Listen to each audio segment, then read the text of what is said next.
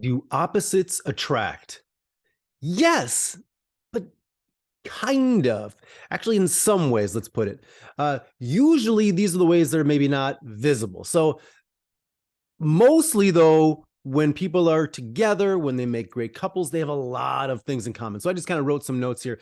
Things like often the same religion or spiritual beliefs, primary language is usually similar, or at least they're very conversant in at least one language because you got to talk, right?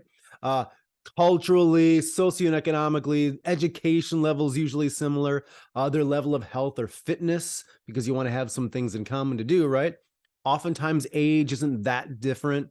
And more often than not, ethnicity, hobbies, and interests. Again, interests, you got to have something in common. So, those are the ways where we're similar.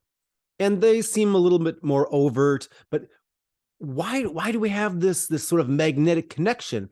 Magnets, they attract, but they also have that repelling thing. They kind of do both.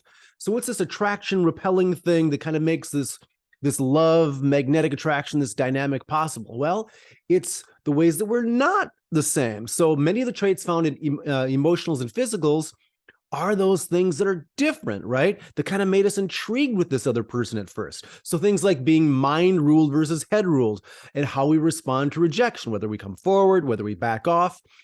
One dresses for attention, one dresses for comfort. Another one is how much alone time we need. One wants to go out all the time. One kind of needs to be alone a lot to be able to get the energy to go out and have fun.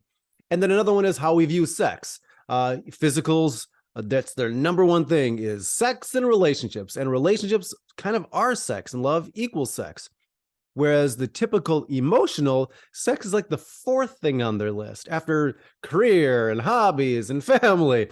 A lot of other things come first, and then it's like those speed bumps, the brakes, the blocks. That's kind of like the blocks where other little areas of life have to be checked off before, yes, I'm ready for sexual contact now. So that's kind of the polarity that draws us together. And we really need those differences to create and maintain attraction. So you liked it at first. If you're getting out of that honeymoon phase, or you're growing apart in some ways, or the attraction isn't there, sort of go back to that stuff that makes us different, and just kind of reteach yourself or teach yourself how to appreciate them.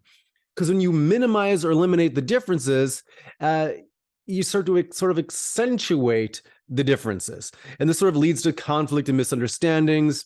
So you don't want that. You don't want someone to become even more emo or even more physical, because then the divide becomes greater. So appreciate the things that are different about your partner. Look for the differences and just value them, because that's where the stuff is that makes it great.